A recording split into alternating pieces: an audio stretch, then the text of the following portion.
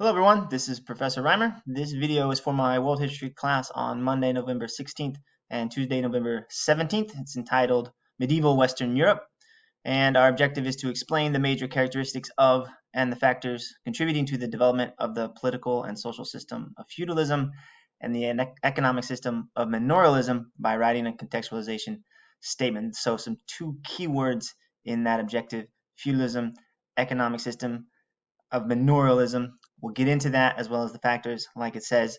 Let me also say this is the last DOL of this unit, and we are returning to a region we have already explored. Remember, we looked at the Byzantine Empire several lessons ago, so some of the things in this PowerPoint will be a review of that PowerPoint, but we will definitely dive into this objective. Now, before we move any further, let's remember and preview the lesson with this question: what happened to Europe after the fall of the Roman Empire? Again, I said this is a review, so pause, go check your notes, and come back. Okay, remember, in the East, the Byzantine Empire became a center for trade and Greco-Roman culture. The Roman Empire in the East continued for another approximately 1,000 years with a strong political system,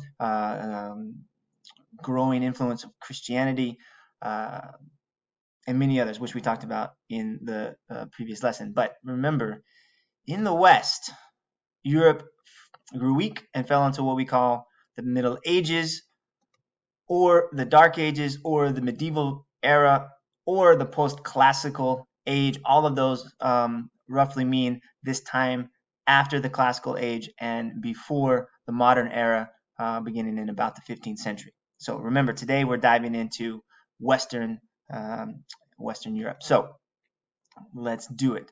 Remember, after the collapse of Rome, Europe was plagued by constant warfare. You see there the kingdom of the Franks and the Ostrogoths and the Visigoths. These Germanic warriors set up their own, mini empires, small kingdoms on the backs of the former Roman Empire. Trade was disrupted, cities were destroyed, and people returned to a more rural lifestyle, more subsistence lifestyle as a result. Also, learning declined. Again, people turned to more, just important, food, shelter kind of life, and less on reading, less on culture, as the Greco-Roman culture was forgotten, and the loss of a common language. Remember, Latin had been the language of the Roman Empire. After the fall, local languages arose, a mixture of Latin and the native tongue to form Spanish, French, Italian, etc. Also, politically, without this unity, there was a series of Germanic kingdoms, as I said, and these kingdoms were typically small. Right? Think Neolithic farming villages with a chief and the loyal band of warriors. Think nomadic clans with ties of family and loyalty more important than citizenship. In other words, the village and the family replaced the older Roman identity. So pause the video and review how the fall of Roman Empire affected Western Europe. I'll see you back here. All right, remember also, happening at the same time in both the West and the East, Christianity is spreading, all right, largely as a result of the kings converting to Christianity. They're trying to tie themselves to this Roman past. Remember, the Roman Empire had adopted Christianity as the official religion in the 4th century. At the same time that the kings are adopting Christianity, the Pope is growing in secular power as a result of this power vacuum after the fall of the Roman Empire in the West. And the Catholic Pope became involved in issues like road repair, helping the poor, and helping Christian kings expand their power, which is not really a religious activity, but more of a political activity. And remember, this role of the Pope is a key reason Christianity split between East and West. But that is outside today's lesson. All right. one last bit of thing is we need to talk about the Franks, who created the largest and most powerful of the Germanic kingdoms in the early Middle Ages. They're located in roughly modern-day France. You see on the map there. And like many of the other kings, they allied themselves with the Catholic Church, expanded their power, which meant conquering territory, bringing it under their control. In 771, Charlemagne, or Charles the Great, became king of the Franks, and he's remembered as one of the greatest and most powerful medieval kings because he was able to do something no other king was able to do: create an organized empire, the Holy Roman Empire, so named because the Pope crowned him the emperor, though it wasn't really Roman, it was Germanic, and it wasn't really an empire because it really just encompassed Frankish people. But sometimes what you name something is more important than what it actually is. And for a time, it was a very powerful empire in the West. Charlemagne spread Christianity. He created schools, trained future priests, as you know, because of his value of his putting importance on learning. However, after his death, the empire became divided and lost, and this was the last time that there was unity in medieval Europe. And some could argue the last time there was unity in Europe at all until perhaps the creation of the European Union in the 20th century. So it's important to point out that for most of the last 1,000+ years, 2,000 almost years of Western European history, it is a history of competing powers, not united like what happened in China after the fall of the Han Empire and the Sui and the Tang. The Chinese empire was reborn. That did not happen in Western Europe. Okay, so pause here and let's review how Charlemagne attempted to strengthen his empire. Remember, go back over your notes, highlight, circle, star answers to this question. Okay, welcome back again. We're explaining the major characteristics of and the factors contributing to the development of the political social system of feudalism and the economic system of manorialism by writing a contextualization statement. So if you're asking yourself, like, what we just were talking about has really nothing to do about feudalism and the economic system of manorialism. But it does, because I was giving you the context to help you understand these two major ideas. And remember, writing a contextualization statement is what I'm asking you to do. So what we were just doing was very much important. All right. In order to understand the rise of feudalism, you need to also understand that from 800 to 1000 CE, there's another major wave of invasions. You see them on the map here, and these invasions came from the north, they came from the east, and they came from the south. From the north came seafaring peoples, we call the Vikings, out of Scandinavia, and they attacked cities all along the North Sea coast, the Atlantic Ocean coast.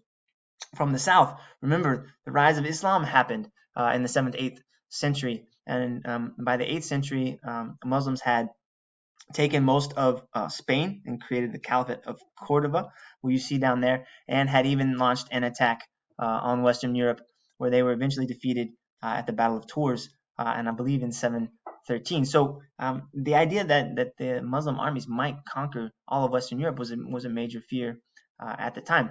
From the east came a nomadic peoples called the Magyars, who invaded Western Europe and for a time threatened them. They, their descendants now make up the largest, a large population of the country of Hungary. So again, these invasions are causing widespread fear and suffering. Right, Western Europe was under attack, and people look to kings, as they naturally do, for protection to defense against these invasions. And the kings were largely unsuccessful. They were in some cases, for example, Charles Martel at the Battle of Tours, but in others they weren't. And so over time, people stopped looking to the kings for protection. And remember, this is also the time right around when Charlemagne's empire begins to break apart. So this idea of one all-powerful king or emperor, however you want to call him, that would control and protect everyone in this region largely begins to fade. And as a result, people began to look to more local sources for their protective needs. All right, and we call this sort of localized political structure feudalism. Right, so it happens in that context of these invasions in that larger context of the decline in European political unity. And it was a way to protect yourselves and your family. So what you would do is you would pledge loyalty to a powerful landowner, a lord, who would then offer your protection by granting a group of warriors called knights land in exchange for their labor. All right, and so it's a system based on relationships, right? Of reciprocity. I protect you, you provide labor for me, and it's not native to Western Europe. In fact, most places around the world have developed such a system. Think of it as decentralized, localized political arrangements based on relationships. All right, here is a graph of these relationships. At the top, there was a king. However, that king was far away. He had lots of land, but very little real power. Remember, real power is local, with the lords, also called nobles, who start giving themselves fancy titles like duke and earl.